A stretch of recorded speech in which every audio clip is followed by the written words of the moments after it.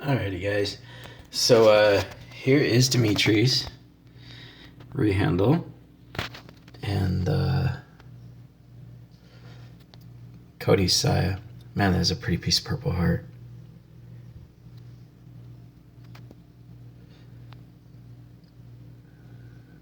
Not half bad. You can see the geometry in it.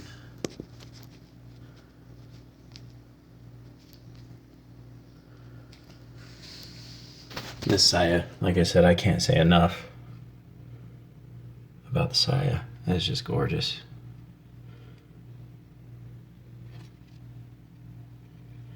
Half round, hollow butt.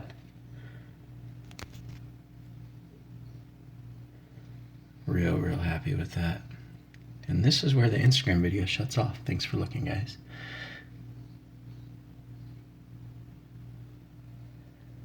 And now for those of you following on YouTube, I'll go into a little more detail.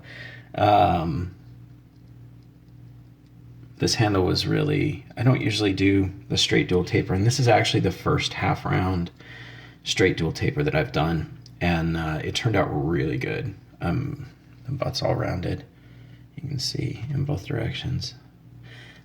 This piece of koa was gorgeous. It was a little hard to work. The cure wasn't finished. It came from peat and it was soft on the inside, still sticky, smelled really strongly of resin. It wouldn't polish. I had to do some work to it to get it to work out. I actually put it back in the oven for a while to cure the block once I got the handle started. Yeah, that's one of the reasons why I don't use that vendor anymore.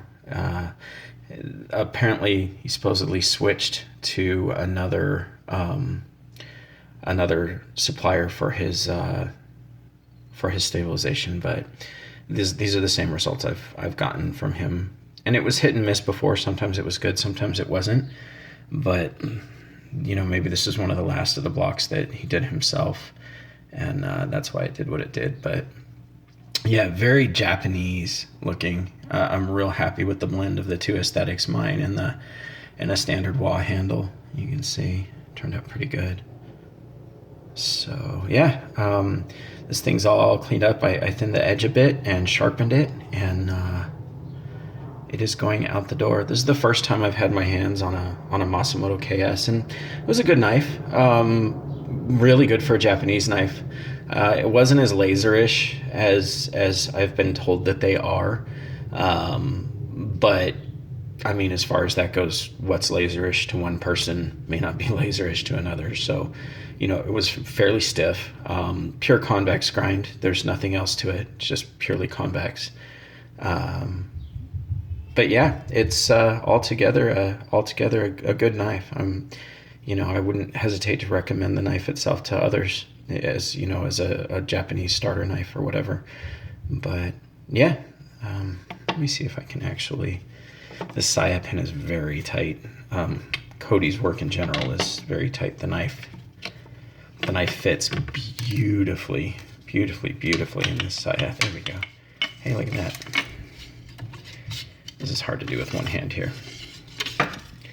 It's a little dirty. I've got it oiled. So, and by dirty I mean it's not all smooth shiny because it's got oil in it. But you can see the results of the thinning. That edge is hair fine. And then I redid the finish for Dimitri so that he could. There we go. There we go. So I thinned the edge to be about what mine is. The steel should hold it if the heat treat was done right. Shouldn't be any problem whatsoever. So yeah, the overall profile, I'm not a fan of the Japanese style machi, the shoulders. You can see here, I got oil all over everything. Oh. You can see here the machi's very, there you go. You got the top and bottom on it, and then the neck is very thin on the Japanese knives. And I don't like this ridge here. It's probably just aesthetics. It feels fine in hand, but on my knives, everything matches through here. I also left, because I did cut shoulders into it, I left the tang bluing on the neck and the on the spine in the choil. So that'll rub off easy enough if Dimitri doesn't like it. But all in all, yeah, very fun rehandle. First time using one of these knives. Happy with it, and hopefully Dimitri likes it as well. I will say that the rehandle definitely changed how it felt in hand, and to me it changed it dramatically for the better. We'll have to see if Dimitri says the same thing. But anyway, thanks for looking, guys.